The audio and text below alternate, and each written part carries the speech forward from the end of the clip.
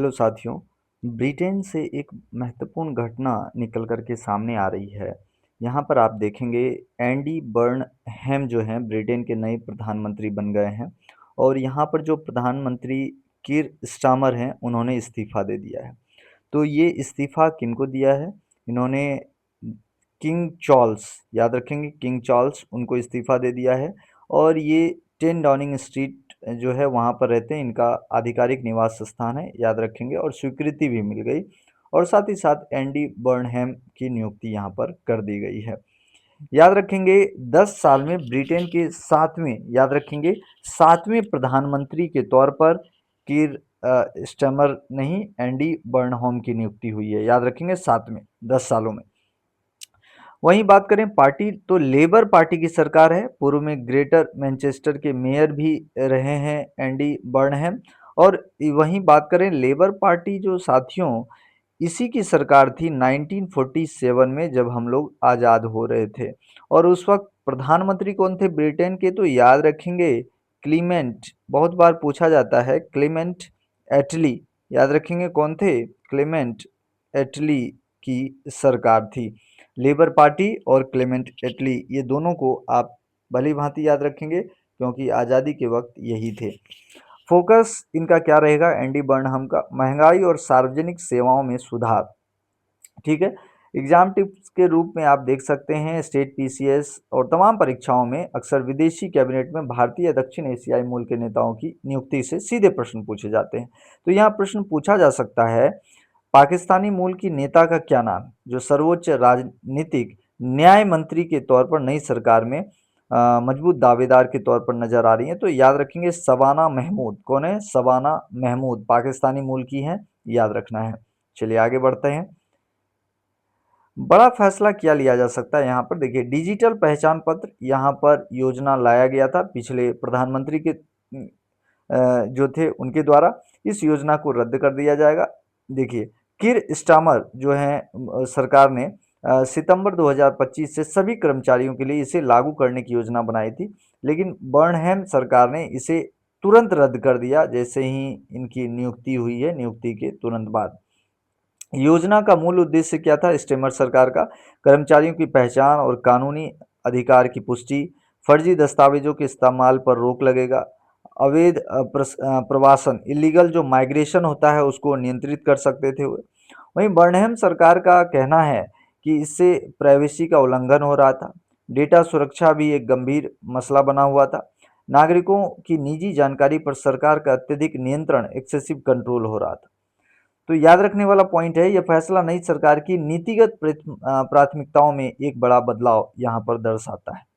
चलिए थोड़ा सा आगे बढ़ते हैं और यहाँ पर बर्नहैम के सामने 5 बड़ी चुनौतियों को हम देख लेते हैं। कौन सी 5 ग्रेट चैलेंजेस है? पहला है अर्थव्यवस्था से रिलेटेड। इकोनॉमी 2008 मंदी और ब्रेक्जिट और कोविड का असर साफ दिखता है। सुस्त विकास दर यहाँ दिखेगी। वादा किया गया था कोई टैक्स बढ़ोतरी नहीं होगी, तो ये चुनौतियां हैं इनके सामने।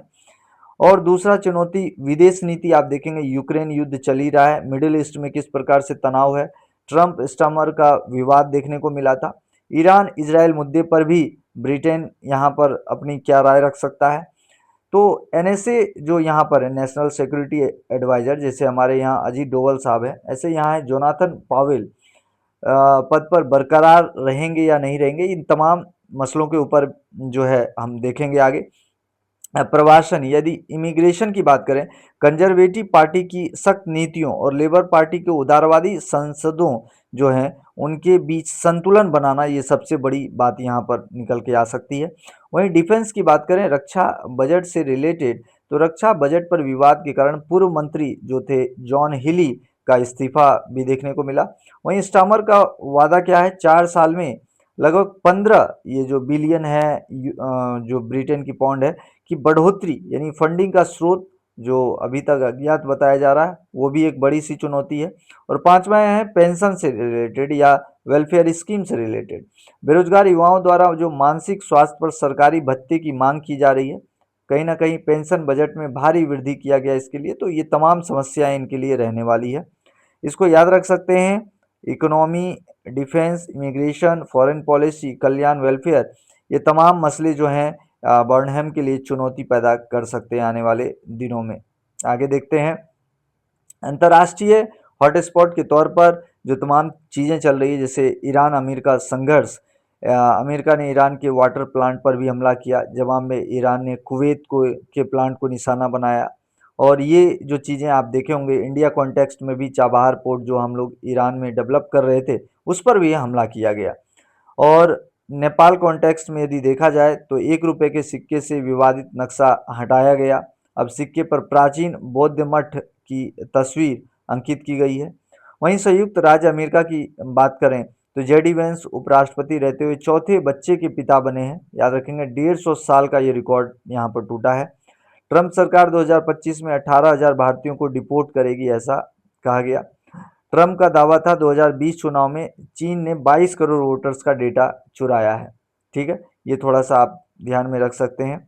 और भी अंतर्राष्ट्रीय समसामयिकी से संबंधित प्रश्न है, जैसे वैश्विक आपदाएं और आयोजन, जैसे मैक्सिको में भूकंप आया, गुआना में फेरी पलट गई, जापान में 780 साल पुराना पारंपरिक उत्सव जिसमें 1000 किलो की झांकी उठाई गई। ठीक है, तकनीक और व्यापार से रिलेटेड वहीं बात करें, लियांग डीप सीक के सीईओ बने, सबसे अमीर एआई स्टार्टअप फाउंडर हैं। ठीक है, याद रखेंगे, लियांग डीप सीक के सीईओ बन गए हैं। पाकिस्तान की बात करें तो बलूच लिबरेशन आर्मी ने बलूचिस्तान में 45 पाकिस्तानी सैनिकों को भी मार भगाया है। गिलगित बाल्टिस्तान की बात करें तो पाकिस्तान का 5वां राज्य बनाने का प्रस्ताव यहाँ पर दिया गया है। फ्रांस की बात करें तो कराची कराची स्थित अपना वाणिज्य दूतावास हमेशा के लिए बंद कर देगा। कनाडा की बात करें तो पीआर धारक अब अपने माता पिता या दादा दादी को साथ नहीं बसा पाएंगे, ये याद रख सकते हैं। थोड़ी सी क्विक मेमोरी फैक्ट्स को देखें तो एंडी बर्नहम ब्रिटेन के नए प्रधानमंत्री होंगे, 10 साल में 7वें, और लेबर पार्टी से चुने गए हैं। शबाना महमूद ये पाकिस्तानी मूल की वित्त मंत्री बन सकती है।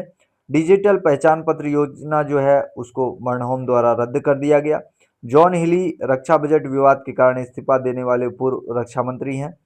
चाबहार पोर्ट ईरान में स्थित है, जहां पर भारतीय निवेश था, और इस पे भी अमेरिका ने हमला किया है। नेपाल में अगर देखा जाए तो 1 रुपए के सिक्के से विवादित नक्शा हटाकर बौद्ध मठ की तस्वीर लगाई गई है। लियांग जो है डीप सीक, ये इसके फाउंडर, जो सबसे अमीर एआई स्टार्टअप फाउंडर हैं, उसके ये बने हैं सीईओ। गिलगित बाल्टिस्तान पाकिस्तान का प्रस्तावित 5वां राज्य बन सकता है। फ्रांस का दूतावास कराची में स्थित स्थायी रूप से बंद होने जा रहा है, ये याद रख सकते हैं। ठीक है, अब आगे ये कुछ 5 एमसीक्यू क्वेश्चंस हैं, इसको जरूर अटेम्प्ट करें। एंडी बर्नहम हाल ही में किस देश के नए प्रधानमंत्री बने हैं? तो जी हाँ, राइट आंसर क्या हो जाएगा, ब्रिटेन के बने हैं। याद रखेंगे, ब्रिटेन के 7वें 10 वर्षों में। ब्रिटेन में नई सरकार द्वारा रद्द की गई डिजिटल पहचान पत्र योजना मूल रूप से किस वर्ष से लागू होनी थी? याद रखेंगे, किस वर्ष से? 2025 बी, याद रखेंगे 2025। कौन पाकिस्तानी मूल की नेता है जिन्हें ब्रिटेन में वित्त मंत्री पद का प्रमुख दावेदार माना जा रहा है? शबाना महमूद, याद रखेंगे, option B Shabana Mahmood. Digital पहचान पत्र योजना को रद्द करने का मुख्य कारण क्या है? तो 4 का आंसर जी हाँ बी, निजता और डेटा सुरक्षा की चिंता। नेक्स्ट क्वेश्चन है, रक्षा बजट बढ़ाने की विवाद को लेकर ब्रिटेन के किस पूर्व रक्षा मंत्री ने इस्तीफा दे दिया? जल्दी से बताएंगे। 5वें का आंसर क्या हो जाएगा? जी हाँ, जॉन हिली, जॉन हिली।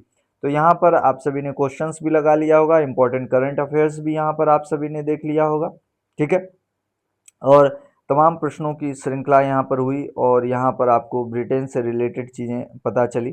तो इस प्रकार से जो आप हैं अपने परीक्षाओं की जो प्रिपरेशन है उसको कर सकते हैं। और इम्पोर्टेंट करंट अफेयर्स देखने के लिए चैनल पर आप सभी बने रहें। आप सभी का बहुत बहुत शुक्रिया, थैंक यू दोस्तों, आप सभी का। एट लास्ट आप चैनल को ज़रूर सब्सक्राइब कर लेंगे, ठीक है, और लाइक करना ना भूलें। Thank you so much. जय हिंद साथियों।